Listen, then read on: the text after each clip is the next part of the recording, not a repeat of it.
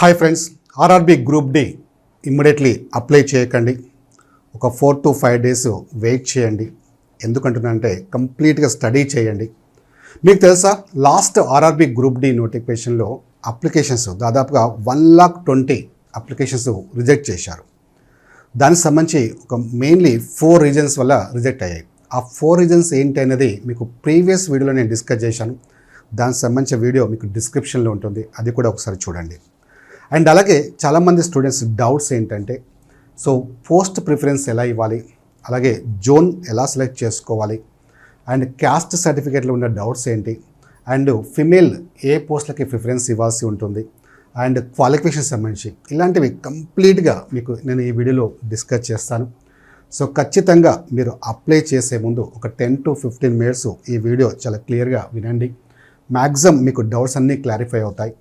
So ఇవి చేసిన తర్వాతనే మీరు 1-2 సార్లు ఆలోచించుకొని సో అప్లై చేయండి. ఓకే, తొందర ఏం లేదు, ఒక కొద్ది రోజుల తర్వాతనే అప్లై చేయండి. ఫస్ట్ కంప్లీట్గా స్టడీ చేయండి. ఓకేనా, రైట్. సో ఇందులో మనకి క్వాలిఫికేషన్ విషయానికి వస్తే 10th class ఆర్ ఐటీఐ అని చెప్పారు కదా, 10th ఆర్ ఐటీఐ. సో మీకు ఎనీ 10th అంటే ఓపెన్ 10th చేసిన వాళ్ళకి కూడా ఎలిజిబిలిటీ. ఆర్ మీరు డిప్లొమా చేసినా, డిగ్రీ చేసినా, ఏ క్వాలిఫికేషన్ అయినా సరే దాన్ని మీరు మర్చిపోండి. మీకు 10th class ఉందా లేదా ఐటీఐ ఉందా లేదా అది మాత్రమే చూడండి. అండ్ దీనిలో మనకి 10th class వాళ్ళు అన్ని పోస్టులకి ఎలిజిబిలిటీ ఉందా. సో 10th class అయినా ఐటీఐ అయినా మీరు అన్ని పోస్టులకి ఎలిజిబిలిటీ ఉంటుంది. ఓకేనా, రైట్. నెక్స్ట్ చాలామంది డౌట్ ఏంటంటే సర్టిఫికేట్ డౌట్. ఈ సర్టిఫికేట్ ఏంటి అంటే మనకి మెయిన్లీ మనకి రిజర్వేషన్స్ సంబంధించింది. అంటే రిజర్వేషన్ సంబంధించినవి ఏముంటాయి మనకి, EWS and OBC, other backward classes. Okay, right. So EW economically weaker sections అంటే ఎవరైతే ఓపెన్ కేటగిరీ ఉంటుందో సో వాళ్ళు ఎకనామికలీ వీకర్ సెక్షన్ కిందకి వస్తే వాళ్ళు రీసెంట్గా తీసుకున్న సర్టిఫికేట్ మాత్రమే మనము వ్యాలిడ్ ఉంటుంది. అంటే ఈ ఈడబ్ల్యూఎస్ సర్టిఫికేట్ అనేది కేవలం 1 year మాత్రమే వ్యాలిడిటీ ఉంటుంది. కాబట్టి మీరు లేకపోతే ఖచ్చితంగా తీసుకోవాల్సి ఉంటుంది. సెకండ్ ఓబీసీ అనేది మనకి బిలో 8 lakhs అంటే 8 lakhs కంటే తక్కువ ఉన్న పేరెంట్స్ ఇన్కమ్ ఉంటే మీరు బీసీ అయినా కానీ అప్పుడు ఓబీసీ సర్టిఫికేట్ అంటే నాన్ క్రీమీ లేయర్ సర్టిఫికేట్ మీరు తీసుకోవచ్చు. ఇది మీకు 3 years వరకు వ్యాలిడిటీ ఉంటుంది. అంటే మీరు ఆల్రెడీ తీసుకున్నారు, లాస్ట్ 2 years బ్యాక్ తీసుకున్నారు, మళ్ళీ ఇప్పుడు కొత్తది తీసుకోవాలా లేదా అని. సో మళ్ళీ ఇప్పుడు కొత్తది ఇమ్మీడియట్లీ తీసుకోవాల్సిన అవసరం లేదు, మీరు అప్లై చేసుకోవచ్చు. ఇదే సర్టిఫికేట్తో అప్లై చేసుకోవచ్చు. మళ్ళీ స్టేట్ గవర్నమెంట్ తీసుకోవాలా, సెంట్రల్ గవర్నమెంట్ తీసుకోవాలా అనేది ఏం టెన్షన్ అవసరం లేదు. సో మీరు ఏది తీసుకున్నా మీకు ఇప్పుడు ప్రజెంట్ మీరు డైరెక్ట్గా అప్లై చేయొచ్చు. ఒకవేళ 3 years కంటే ఓల్డ్ అయితే మాత్రం ఖచ్చితంగా మీరు తీసుకోవడానికి ట్రై చేయండి. అండ్ ఈ మనకి డీవీ అప్పుడు అంటే డాక్యుమెంట్ వెరిఫికేషన్ ఉంటుంది. అంటే మనకి ఫస్ట్ సిబిటి ఎగ్జామ్ తర్వాత నెక్స్ట్ ఏముంటుంది మనకి ఫిజికల్ ఎఫిషియన్సీ టెస్ట్ ఉంటుంది, తర్వాత డాక్యుమెంట్ వెరిఫికేషన్ ఉంటుంది. అప్పుడు మాత్రం మీరు కంపల్సరీ మాన్యువల్ సర్టిఫికేట్ మాత్రమే సబ్మిట్ చేయాల్సి ఉంటుంది, సెంట్రల్ గవర్నమెంట్ ఇష్యూ చేసింది.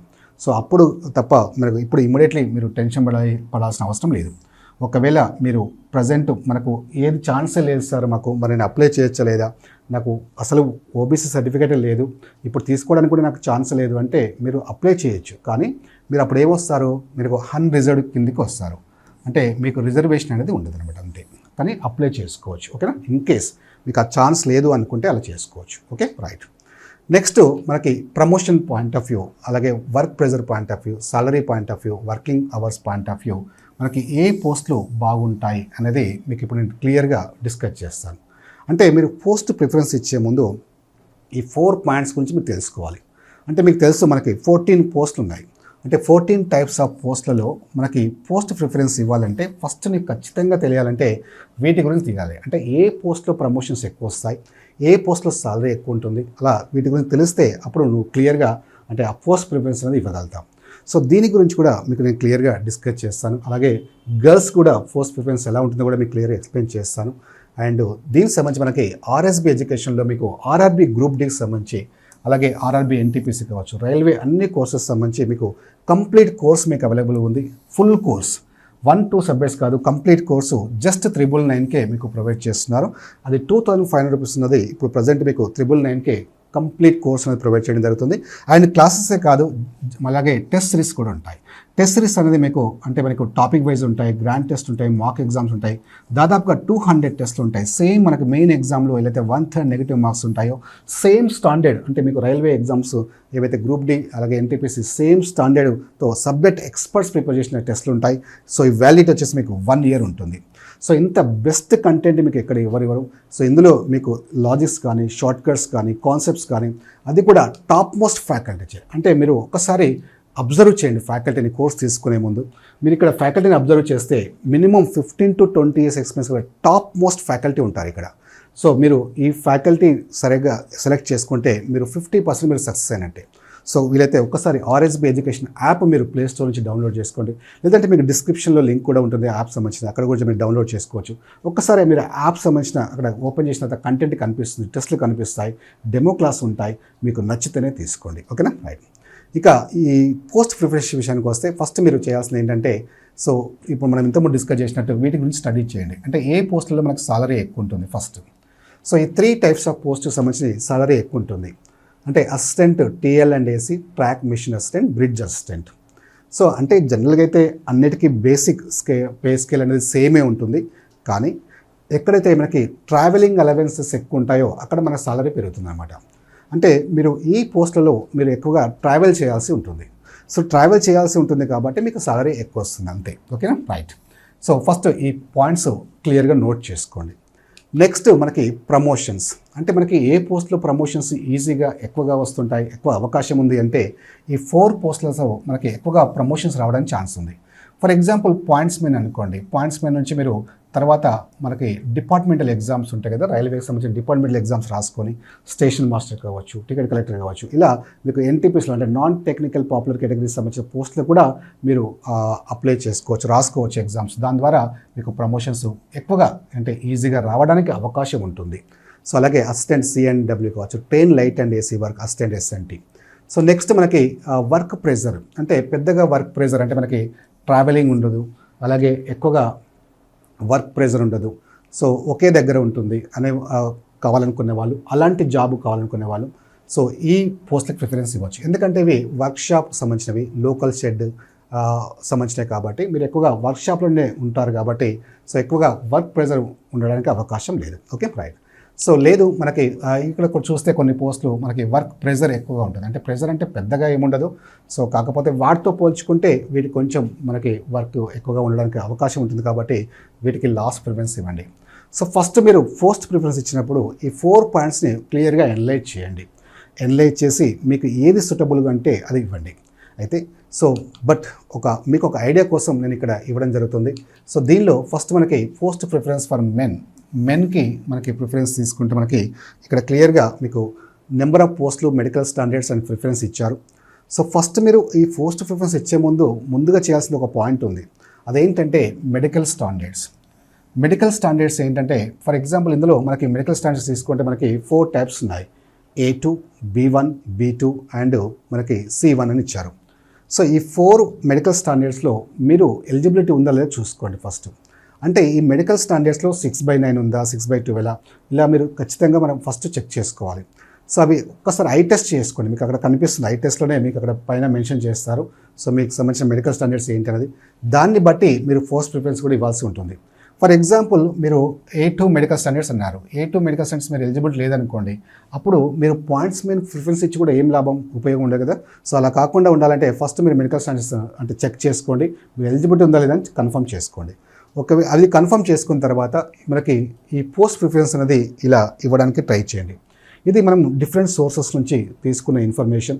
సో ఇలాగే ఇవ్వాలని రూల్ ఏం లేదు. సో మీకు ఒక ఐడియా కోసం, అవగాహన కోసం మనకి దీన్ని సంబంధించి కంప్లీట్గా స్టడీ చేసి మీకు ఇవ్వడం జరుగుతుంది. ఓకేనా? రైట్. అయితే సో చాలామంది స్టూడెంట్స్ ఏంటంటే ఇక్కడ పోస్టులు ఎక్కువ ఉన్నాయి కదా సార్, మనం దానికి ఫస్ట్ ప్రిఫరెన్స్ ఇవ్వాలా, పోస్ట్ తక్కువ ఉన్నాయి కదా దానికి తక్కువ ప్రిఫరెన్స్ ఇవ్వాలా అని. సో అది మీరు డిసిషన్ తీసుకోవాల్సి ఉంటుంది. అంటే నేను చెప్పినట్టు ఇంతకుముందు ఆ 4 కేటగిరీస్లో సాలరీస్, ప్రమోషన్స్ని బేస్ చేసుకొని తీసుకుంటారా, లేదా అంటే వర్క్ బేస్ చేసుకొని తీసుకుంటారా, అంటే దాన్ని బేస్ చేసుకొని మీకు డిసిషన్ తీసుకోవాల్సి ఉంటుంది. బట్ ఒక ఐడియా కోసం మీకు ఇక్కడ కంప్లీట్గా ఇక్కడ 14 పోస్ట్కి సంబంధించిన ప్రిఫరెన్స్ ఆర్డర్ ఇవ్వడం జరిగింది. వీలైతే స్క్రీన్ షాట్ తీసుకోండి. సో దీన్ని బట్టి ఇవ్వడానికి ట్రై చేయండి. ఓకేనా? రైట్. అలాగే గర్ల్స్ కూడా post preference for women. So women కూడా ఇక్కడ మనకి ప్రిఫరెన్స్ ఆర్డర్ క్లియర్గా ఇవ్వడం జరిగింది. సో ఇక్కడ దీనికి సంబంధించిన పోస్టులు ఇక్కడ ఇచ్చారు, మెన్షన్ చేశారు. సో ఇందులో మనకి మెయిన్లీ ఏంటంటే ఈ పర్టికులర్లీ ఉమెన్కి సో ట్రావెలింగ్ ఇబ్బంది అవుతుంది, లేదంటే వర్కింగ్ అవర్ షిఫ్ట్లు ఇబ్బంది అవుతుంది. సో అలాంటి పోస్టులను కాకుండా అంటే మనకి మెయిన్లీ మనకి ఎక్కువగా వర్క్షాప్లో కానీ సో ఇలాంటి వాటిలో మనకి ఏవైతే ఉన్నాయో జాబ్స్ పోస్టులు ఉన్నాయో వాటికి ప్రిఫరెన్స్ ఇస్తే ఏంటంటే మీకు టైమింగ్స్ కానీ జాబ్ కానీ కొంచెం ఫ్లెక్సిబుల్గా ఉంటుంది. సో అందుకే సో ఉమెన్కి ఇది ప్రిఫరెన్స్ ఇవ్వడానికి ఇక్కడ ఇచ్చాము. సో ఇక్కడ ఒకసారి క్లియర్గా మీరు చూసుకోండి, అంటే ఇక్కడ అప్ టు 14 వరకు ఇచ్చారు. సో అండ్ ఒకటి గుర్తుపెట్టుకోండి, ఒక్కసారి మీరు ప్రిఫరెన్స్ ఇచ్చిన తర్వాత మార్చడానికి అవకాశం లేదు కాబట్టి సో ఫస్ట్ ఇచ్చేటప్పుడే జాగ్రత్తగా చూసుకోండి. ఆ తర్వాత మీకు 100కి 100 మార్క్స్ వచ్చినా ఫర్ ఎగ్జాంపుల్ మీరు అసిస్టెంట్ ఆపరేషన్ ఫస్ట్ ఇచ్చారనుకోండి ప్రిఫరెన్స్, నాకు పాయింట్స్మెన్ కావాలంటే ఇవ్వరు. సో ఏదేమైనా సరే ఒకటి గుర్తుపెట్టుకోండి, ఇదంతా మీరు ప్రిఫరెన్స్ ఇచ్చినంత మాత్రమే మీకు వస్తుందని లేదు. ఇక్కడ నేను పాయింట్స్మెన్ ఇచ్చాను నీకు పాయింట్స్మెన్ ఇవ్వాలని లేదు, అంత బేస్డ్ ఆన్ మెరిట్. అంటే మీరు మార్క్స్ని ఎక్కువ తెచ్చుకుంటే సో అప్పుడు మీరు దానికి సంబంధించిన కట్ ఆఫ్ మార్క్స్ని రీచ్ అవుతే అప్పుడు మీకు ఆ ప్రిఫరెన్స్ అనేది ఇవ్వడం జరుగుతుంది. సో అందుకే కంప్లీట్గా ఈ పోస్ట్ ప్రిఫరెన్స్ అనేది బేస్డ్ ఆన్ మనకి మెరిట్ మీదనే ఉంటాయి కాబట్టి సో మ్యాక్సిమం మార్క్స్ మీరు స్కోర్ చేయగలిగితే అప్పుడు మీరు ఏ పోస్ట్ అయితే మనకు ప్రిఫరెన్స్ ఇచ్చారో ఫస్ట్ ప్రిఫరెన్స్ అది మీకు రావడానికి అవకాశం ఉంటుంది. ఓకేనా, రైట్. నెక్స్ట్ వచ్చేసి మనకి జోన్, ఏ జోన్కి మనము ప్రిఫరెన్స్ ఇవ్వాలి. సో ఏ జోన్కి ప్రిఫరెన్స్ ఇవ్వాలంటే ఇక్కడ మనం అబ్జర్వ్ చేస్తే జోన్లో మనకి డిఫరెంట్ టైప్స్ ఆఫ్ జోన్స్ ఉన్నాయి. ఇది చాలామంది స్టూడెంట్స్ ఏంటంటే ఒక కన్ఫ్యూజన్, అంటే ఏ జోన్లో ఇస్తే బాగుంటుంది అంటే చాలామంది స్టూడెంట్స్ ఏంటంటే ఎక్కువ పోస్టులు ఎక్కడ ఉన్నాయని చూస్తారు. అంటే మీరు ఇక్కడ అబ్జర్వ్ చేస్తే మనకి వెస్టర్న్ రైల్వేలో మనకి ఇందులో ఎన్ని పోస్టులు ఉన్నాయి ఇక్కడ చూడండి. మీరు అబ్జర్వ్ చేస్తే ఇక్కడ వెస్టర్న్ రైల్వేలో 4672 పోస్టులు ఉన్నాయి. అండ్ నెక్స్ట్ మనకి ఇక్కడ ఎక్కువ పోస్టులు ఉన్నాయి తీసుకుంటే మనకి so northern railway new Delhi so 4785 పోస్టులు ఉన్నాయి. మరి అక్కడ పోస్టులు ఎక్కువ ఉన్నాయి కదా, అక్కడే ఇవ్వచ్చు అంటే సో మై సజెషన్ ఏంటంటే నార్త్ ఈ జోన్స్ ఏవైతే ఉన్నాయో ఖచ్చితంగా అక్కడ మీకు కట్ ఆఫ్ మార్క్స్ ఎక్కువగా ఉంటుంది. సో ఇక్కడ మనకి అంటే సౌత్తో పోల్చుకుంటే ఖచ్చితంగా నార్త్ జోన్లో కట్ ఆఫ్ మార్క్స్ ఎక్కువ ఉంటాయి. సో ఇలా కాకుండా మనకు ఈ సౌత్ జోన్ తీసుకుంటే మనకి సౌత్ రైల్వే చెన్నై తీసుకుంటే మనకి 2694 ఉన్నాయి. అండ్ ఇక్కడ సౌత్ సెంట్రల్ రైల్వే మనకి సికింద్రాబాద్లో 1642 పోస్టులు ఉన్నాయి. Next south western railway Hubli తీసుకుంటే మనకి 503 ఉన్నాయి. సో కానీ చాలామంది ఏంటంటే లాస్ట్ టైము చెన్నై జోన్లో కట్ ఆఫ్ మార్క్స్ తక్కువ ఉంటుందని చెన్నై జోన్కి ప్రిఫరెన్స్ ఇచ్చారు. సికింద్రాబాద్ జోన్కి కట్ ఆఫ్ ఎక్కువ ఉంటుందని చాలామంది చెన్నై జోన్కి ప్రిఫరెన్స్ ఇచ్చారు. కానీ యాక్చువల్గా జరిగింది ఏంటంటే చెన్నై జోన్లో కట్ ఆఫ్ మార్క్స్ మనకి ఎక్కువ వచ్చింది, అలాగే సికింద్రాబాద్ జోన్లో తక్కువ వచ్చింది. అంటే ఈ కట్ ఆఫ్ మార్క్స్ అనేది ఎప్పుడు ఇలాగే ఉంటాయని చెప్పలేము. అంటే లాస్ట్ టైం ఉంది కదా, ఈసారి కూడా అలాగే ఉంటుందని చెప్పలేము. కాబట్టి కట్ ఆఫ్ మార్క్స్ని బేస్ చేసుకొని జోన్ని సెలెక్ట్ చేసుకోకండి. సో మీరు లోకల్గా అంటే మీకు ఫ్యామిలీకి దగ్గరలో ఉండాలనుకుంటున్నారు, మీకు లోకల్ ఏరియాకి దగ్గరగా ఉండాలనుకుంటున్నారంటే సౌత్ ఏవైతే ఉన్నాయో సికింద్రాబాద్ కానీ చెన్నై కానీ హుబ్లీ కానీ ఇవ్వండి. కానీ హుబ్లీతో పోల్చుకుంటే మనకి చెన్నై అండ్ సికింద్రాబాద్లో పోస్టులు ఎక్కువ ఉన్నాయి కాబట్టి ఈ రెండింటికి మీకు ఏది బెటర్ అనిపిస్తే ఆ రెండింటిలో ఏదో ఒకటి చూస్ చేసుకోండి. లేదు నాకు ఇంకా నేను ఎక్కడైనా వెళ్తాను, ఎక్కడైనా జాబ్ నాకు ఇంపార్టెంట్ అని అనుకున్నప్పుడు సో మీరు క్లియర్గా ఇంకా ఎనలైజ్ చేయాల్సింది ఏంటంటే సో ఏ జోన్లో ఏ కేటగిరీస్ వైజ్ పోస్టులు ఉన్నాయో ఒకసారి స్టడీ చేయండి. మీకు క్లియర్గా నోటిఫికేషన్లు ఉంటాయి అక్కడ చూసుకోండి.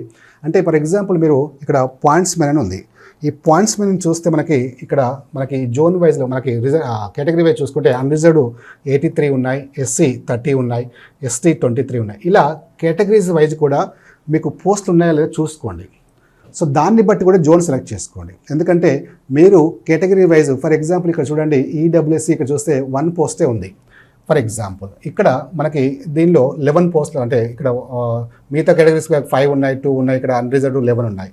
ఇలా కేటగిరీస్ వైజ్ చూసుకోండి. అక్కడ మీకు మీ కేటగిరీకి సంబంధించిన పోస్టులు లేవనుకోండి, అప్పుడు కూడా మీరు ఆ జోన్ సెలెక్ట్ చేసుకోవడం ప్రాబ్లం అవుతుంది. ఓకే, సో అలా కాకుండా మీరు ఆ జోన్ సెలెక్ట్ చేసుకునేటప్పుడు మీరు కేటగిరీస్ వైజ్ కూడా మీకు సంబంధించిన పోస్టులు ఎక్కడైతే ఉన్నాయో సో దానికి ప్రిఫరెన్స్ ఇవ్వడానికి ట్రై చేయండి. Okay, so my dear friends, so 1కి 2 సార్లు ఆలోచించుకోండి. అంటే ఈ ప్రిఫరెన్స్ ఇచ్చేటప్పుడు 1కి 2 సార్లు స్టడీ చేయండి, అప్పుడే మీరు ఈ ప్రిఫరెన్స్ అనేది ఇవ్వండి. ఓకే, సో ఎలాంటి కన్ఫ్యూజన్ లేదు. మీకు ఇంకా ఏమైనా డౌట్స్ అనిపిస్తే, జనరల్ డౌట్స్ అనిపిస్తే కామెంట్లో చెప్పండి. సో మ్యాక్సిమం మీకు రిప్లై ఇవ్వడానికి ట్రై చేస్తాం. ఓకేనా, రైట్.